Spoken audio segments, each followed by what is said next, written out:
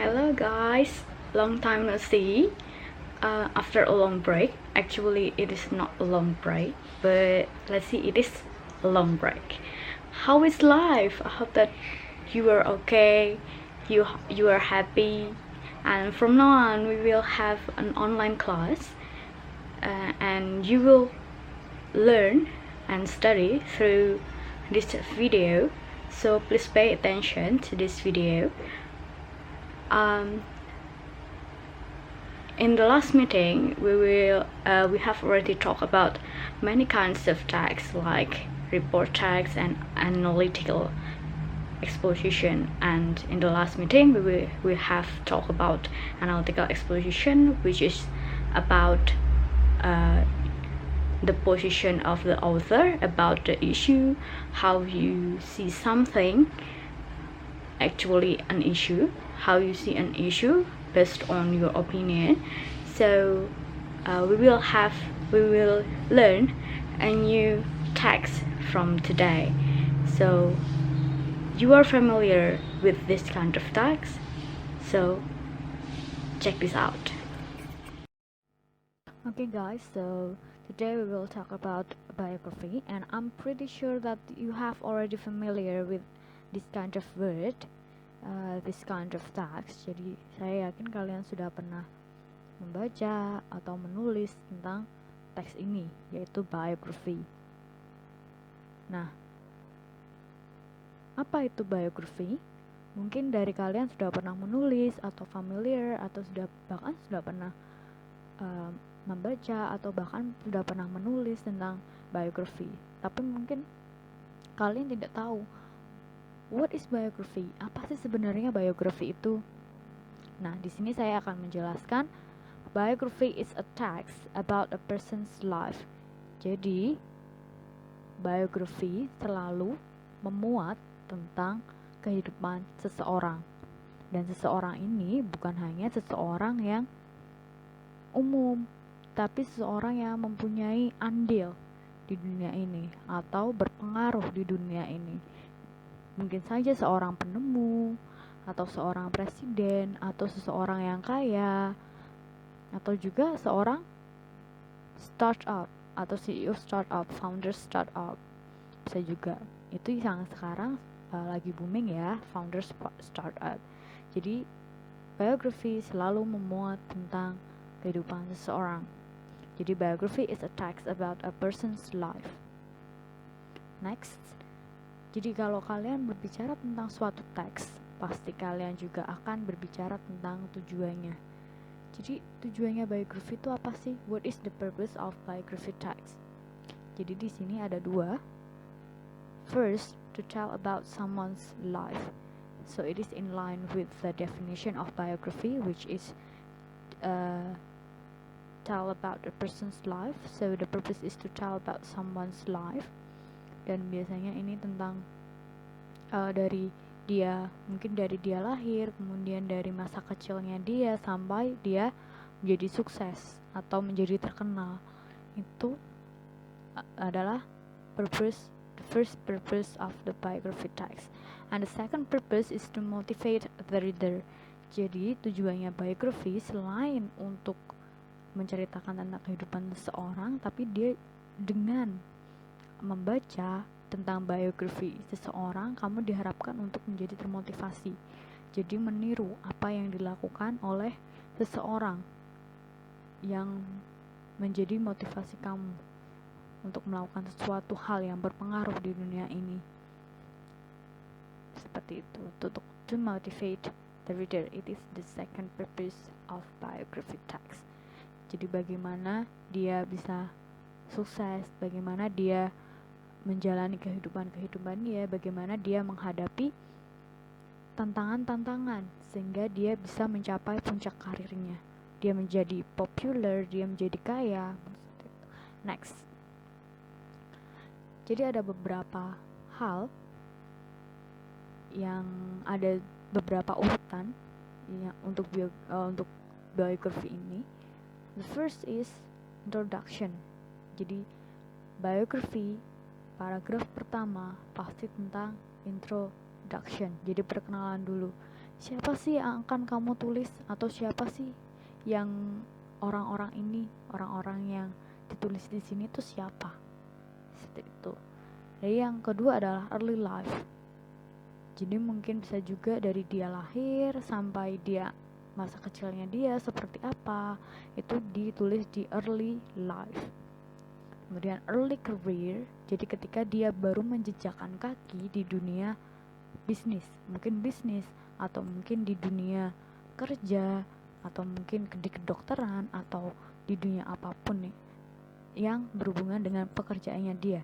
Pertama kali dia menjejakkan kaki di masyarakat, di dunia pekerjaan itu. And then the last is the success. Jadi sukses ini bukan hanya sukses dalam hal material, tapi juga apa yang membuat dia terkenal, apa yang membuat dia menjadi popular, apa kontribusinya dia terhadap dunia, what is his or her contribution to the world. Jadi bukan hanya tentang semata-mata tentang materi, tapi what is her or his contribution to the world, what makes him or make her popular. This is the success. Jadi dia biasanya menjadi dari terkenal sampai mungkin kalau sudah meninggal, di dalam fase ini ditulis kehidupan dia ketika menjadi seseorang yang populer sampai dia meninggal. Itu the success, itu terakhir, fase terakhir. Oke, sekarang let's see an example of biography text. This is the example of biography text. Let's see it. Okay, this is Li Wenliang. It is so he was a doctor who first introduced coronavirus to the world. He is a doctor in Wuhan. Next. This is the introduction. Who is that? Who is Li Wenliang? Who is he? Okay, Li Wenliang was a Chinese ophthalmologist who worked as a physician at Wuhan Central Hospital. Jadi dia bekerja di rumah sakit Wuhan. He was the first doctor who realized the existence of coronavirus.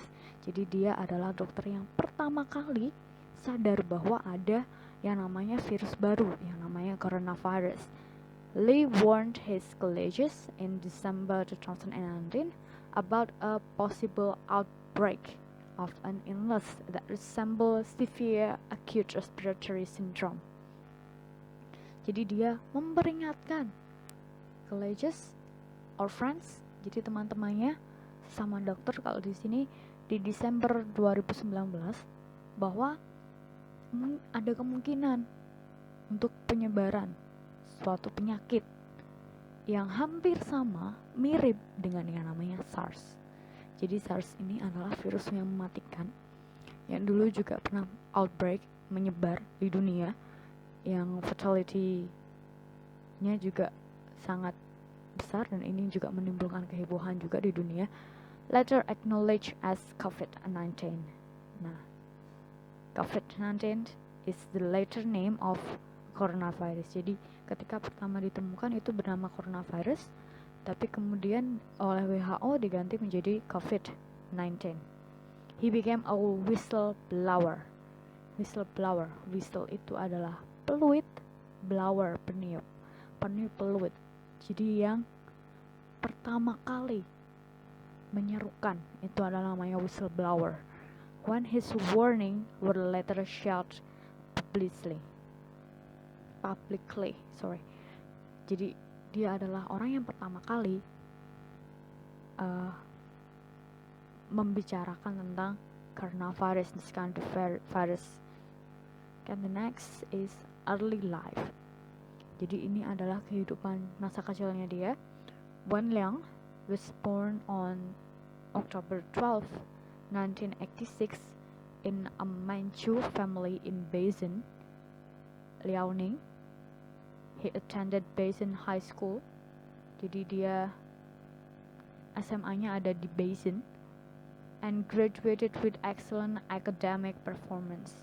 Jadi dia lulus pada saat SMA itu dengan nilai-nilai yang sangat bagus, In 2004, he scored 609 in the National College Entrance Examination. Jadi ini ketika dia mau masuk universitas. Dia skornya adalah 609 and was admitted to Wuhan University School of Medicine. Jadi memang dia sekolah khusus untuk kedokteran ya di Wuhan as a clinical medicine student, untuk pengobatan, obat, siswa yang berkecimpung di dunia obat, in a 7-year combined bachelor and master's degree program. Jadi dia langsung ngambil S1 dan S2, jadi langsung satu itu aja, satu paket 7 year, 7 tahun, S1 dan S2 nya selama 7 tahun. Next, this is the early career. Jadi ketika dia mau pertama kali menjejakkan diri ke dunia kerja, it is included in early career. After graduation in 2011, Lee worked at the Xiamen Eye Center of Xiamen University for 3 years. Jadi dia pertama kali kerja di Eye Center. Jadi untuk pengobatan mata ya, dalam 3 tahun. A former intern at Xiamen said that Lee was so patient. Jadi dia sangat sabar with his patient and he had never shown any dissatisfaction. Tidak mengecewakan. His colleagues describe him as an ordinary person. Jadi dia itu orang yang biasa, kayak dokter biasa gitu, who was once scolded by his director. Jadi dia scolded, dimarahi ya, diceramahi, dimarahi by his director, who would feel distressed when sorting out piles of medical records. Jadi kalau kalian di dunia kedokteran itu ada namanya medical records, jadi rekam jejak pasien, dan itu harus ada. Dan ketika sorting out, jadi dipilihi, itu akan menjadi sesuatu yang sangat menjadi neraka bagi para dokter. And who was once cheated when buying Apple products. In 2014, Lee became ophthalmologist at Wuhan Central Hospital in Wuhan, China. So maybe this is how Lee became successful. Jadi ini mungkin pada tahun 2014 ketika dia pindah ke Wuhan Central Hospital mungkin menjadi titik lompatan untuk dia menjadi seseorang yang sukses. This is his life, successful life actually. Jadi dia ketika sudah menjadi sukses pertama-tama ketika dia menjadi terkenal gitu. On December 30, 2019, Lee saw a patient report which was showed a positive result with a high confidence level for SARS coronavirus test. Jadi SARS ini mungkin hampir sama dengan coronavirus. Jadi karena respiratory system menyerang sistem pernafasan, jadi mungkin hampir sama karena coronavirus test. He wrote in a private WeChat group. Jadi karena dia menemukan sesuatu, dia kemudian post di grup WeChat, kalau di Indonesia mungkin seperti WhatsApp, of his medical school classmates. Jadi mempunyai grup tersendiri WeChat sesama dokter. Two confirmed cases of SARS were reported to hospital from Huanan Seafood Market. Jadi pada saat itu ada 7 orang yang sudah terinfeksi. He also posted the patient examination report and CT scan image. Jadi untuk membuktikan dia juga ada buktinya. Buktinya adalah laporan medis dari pasien itu sendiri dan CT scan, gambar CT scan-nya. Lee asked that the WeChat group members to inform their families and friends to take protective measures. Jadi dia meminta teman-temannya untuk ini nih ada virus. This is really dangerous, berbahaya ini virusnya. Jadi tolong untuk teman-teman, mungkin teman-teman dan orang-orang terdekat tolong dilindungi. He was upset when the discussion gained a wider audience than he expected. Jadi kemudian itu menjadi sebuah hal yang viral begitu ketika dia berkata bahwa ini ada virus baru kemudian viral. On January 3, 2020, police from the Wuhan Public Security Bureau investigated the case and interrogated Li, giving him a warning notice and censuring him for making false comments on the internet. Jadi pada tanggal 3 Januari 2020 karena tadi dia post tentang virus baru, ini nih ada virus baru yang menyerupai SARS. Kemudian dia ditangkap polisi karena dia dianggap menyebarkan hoax, menyebarkan fake rumor. Jadi menyebarkan rumor-rumor yang tidak benar. Making false comment on the internet, di internet. Jadi membuat komen tidak benar di internet.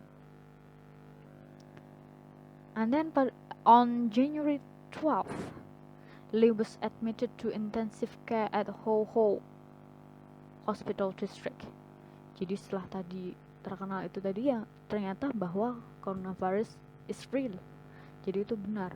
Tapi pada tanggal 12 Januari, Li dilarikan ke rumah sakit, ke ICU di rumah sakit Ho Ho Wuhan Central Hospital, where he was quarantined, treated and tested for the virus several times until he tested positive for an infection on 30 January.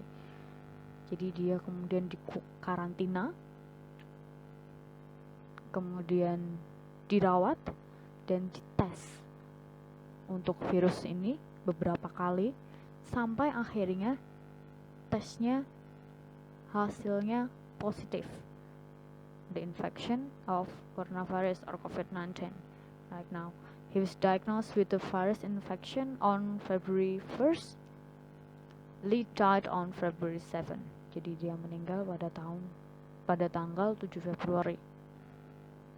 Jadi dia adalah orang yang pertama kali kenapa Li Wei-Ling ini menjadi orang yang berjasa karena dia adalah orang yang pertama kali menemukan virus ini ada.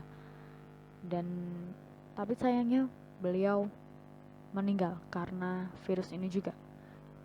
Dengan menolong pasien-pasien yang membutuhkan dia, otomatis karena dia yang pertama menemukan ini, otomatis dia adalah orang yang paling dibutuhkan di dunia ini. Tapi kemudian meninggal pada tanggal 7 Februari 2020. And that's all.